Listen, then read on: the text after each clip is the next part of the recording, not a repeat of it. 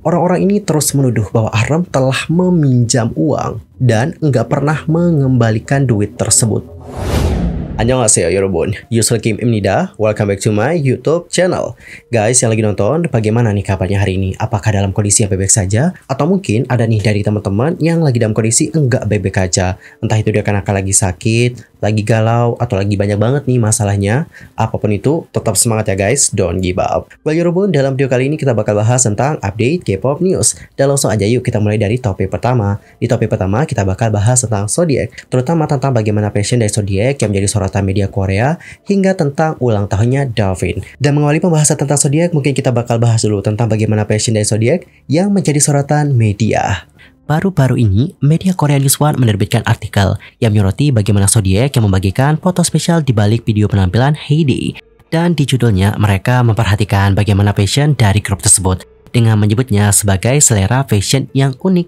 Dalam artikelnya, mereka menuliskan, saat ini, Zodiac sedang mempromosikan lagu utama Heyday dari album single keduanya yang bertajuk Soldi yang dirilis pada tanggal 14 bulan lalu. Dan dalam video di balik layar dari penampilannya yang baru-baru ini ditampilkan melalui saluran sosial media resmi, gambar telah dirilis dan menarik perhatian. Dalam foto di balik layar yang dirilis, Zodiac memamerkan pesona mereka dengan mengenakan pakaian dengan berbagai desain, mulai dari jaket yang keren dan anggun hingga hoodie yang casual dan natural. Khususnya para anggota yang mengenakan pakaian bermewah yang berbeda sesuai dengan kepribadian mereka, semakin menunjukkan pesona mereka dengan selera fashion yang memukau.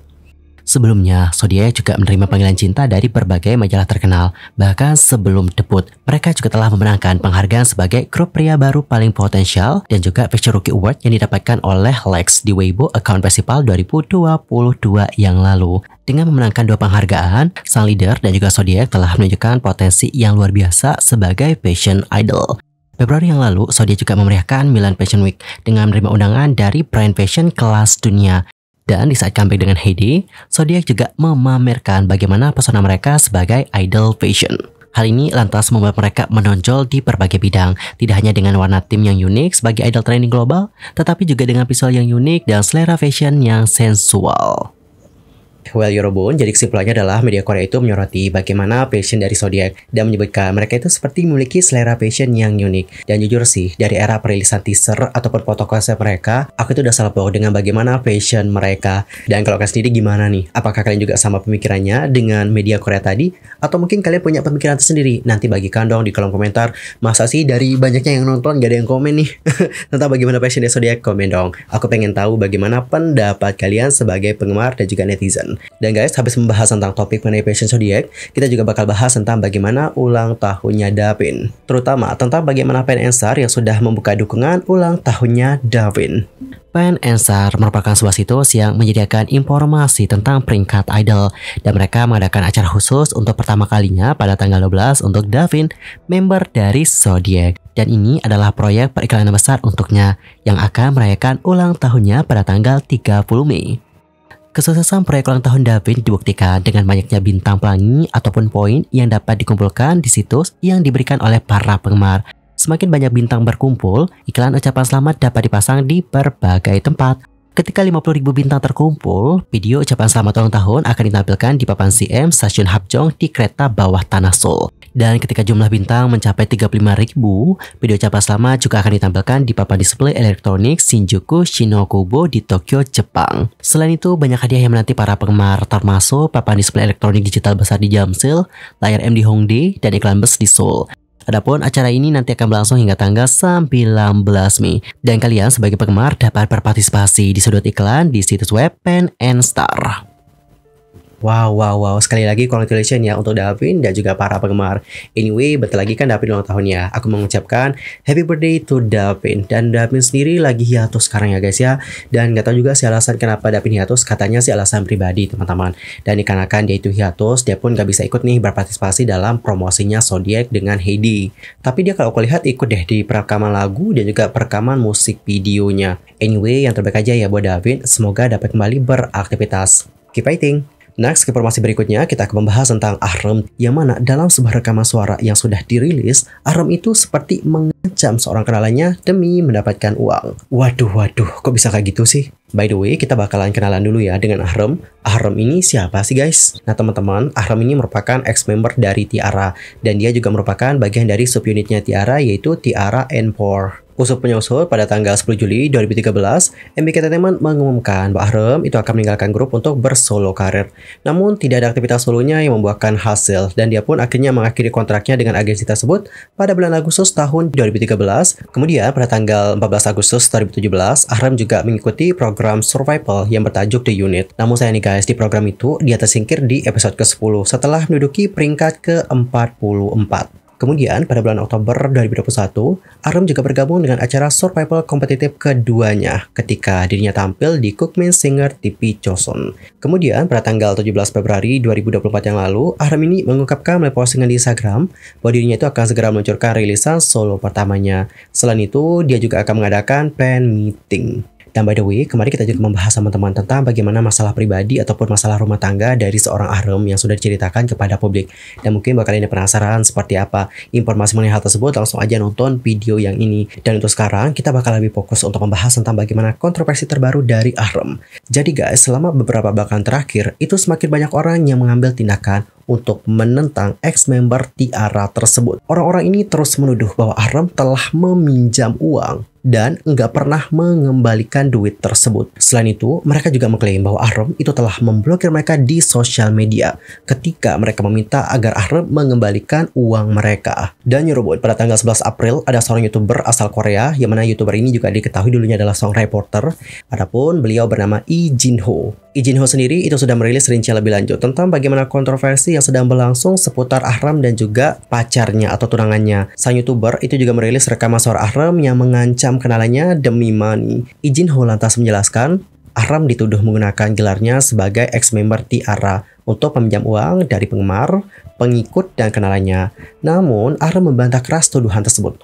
Dia mengklaim bahwa dia tidak pernah meminjam uang dan itu adalah seorang hacker. Lebih lanjut, dia juga menyebutkan bahwa Ahram telah merambah ke dunia streaming dan baru-baru ini membuat akun di Aprika TV. Lee Jin-ho lantas mengklarifikasi bahwa meskipun Ahram belum mengomentari secara langsung kontroversi yang sedang berlangsung, dia telah mengungkapkan bagaimana kehamilannya. Lee Jin-ho mencatat bahwa pengumuman ini dibawa bersama dengan pacarnya saat ini, yang bernama So Dong-hun, meskipun proses perceraiannya belum selesai. Lee Jin-ho juga menjelaskan bahwa Ahram terus-menerus menolak meminjam uang, bersikeras bahwa dia itu menerima bantuan dari orang-orang di sekitarnya. Namun, Lee Jin-ho juga menegaskan bahwa ada individu yang meminjamkan uang kepada Ahram dan itu belum dilunasi. Dalam rekaman tersebut, Ahram ini seperti mengancam akan menuliskan nama kenalannya di surat wasiat jika dia nanti memilih pilihan ekstrim, dikarenakan kenalan ini nggak memberikan dia pinjaman duit. Suami kenalan tersebut menunjukkan hal ini kepada Ahram dan meminta agar Ahram meminta maaf kepada istrinya karena mengatakan dia akan menuliskan nama kenalan tersebut di surat wasiatnya. Setelah panggilan telepon tersebut, suami kenalan itu menerima telepon dari pacar Ahram yang terus melontarkan makian kepadanya. Pacar Ahram ini berkata seperti ini, "Mari kita bertemu, di mana kamu? Kamu tahu, aku nggak mematuhi hukum sekarang kan? Berikan alamatmu sekarang juga. Srip, aku akan pergi ke kamu sekarang. Kamu srip." Wow, kata-katanya kasar banget ya guys. Bener-bener ya, rata-rata ya, nggak semua orang sih guys, nggak semua orang ya.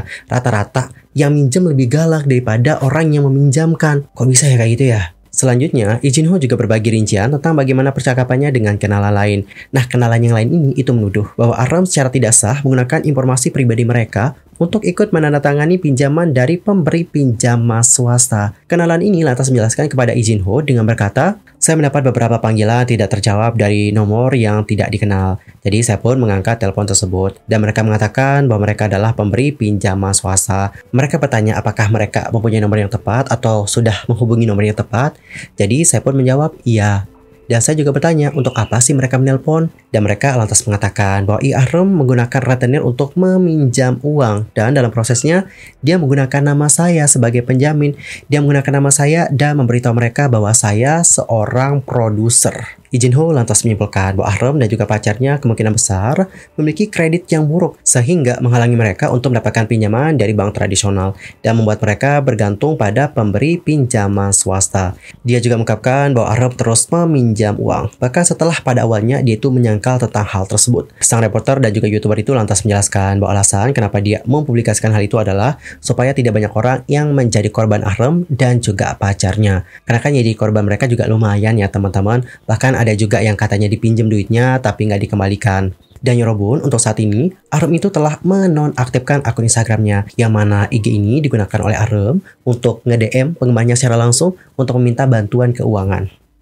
Well teman-teman, jadi kurang lebih suatu telah bagaimana pengungkapan dari YouTuber Lee Jin Ho. Jujur, aku nggak respect banget sih sama orang-orang yang seperti ini. Kenapa? Karena menurut aku kayak gini guys. Ketika orang nggak ngasih kita pinjam duit ya udahlah sih, kita nggak boleh maksa mereka ya. Karena mungkin mereka juga punya alasan kenapa mereka nggak meminjamkan sama kita gitu. Apakah itu dikarenakan dia nggak percaya sama kita, atau mereka emang nggak punya duit, atau mereka mungkin punya keperluan lain. Jadi kita nggak usah maksa mereka gitu. Apalagi sampai ngancam mereka akan menulis nama mereka di surat wasiat. Gila aja lu. Gini ya guys, seandainya nih kalau Ahrem itu memilih pilihan yang ekstrim dan ada nama dari kenalan ini di surat wasiat, dia itu akan menjadi bulan-bulanan orang teman-teman. Dan saat dia menjadi bulan-bulanan orang, kita nggak tahu apakah orang-orang nanti akan mau mendengarkannya. Dan Yorobun, bagaimanakah pendapat kalian tentang hal yang satu ini? Nanti langsung aja ya sampaikan di kolom komentar. Anyway, cukup sekian ya guys untuk hari ini. I'm Yuselkim Mame dan aku juga mohon maaf jika ada kesalahan, baik itu dalam ucapan, sikap, tindakan, dan sebagainya. I'm so sorry banget. Dan mungkin ada hal yang harus dikoreksi, nanti langsung aja koreksi di kolom komentar. Sampai jumpa Yorobun dan selamat beraktivitas. Goodbye everyone.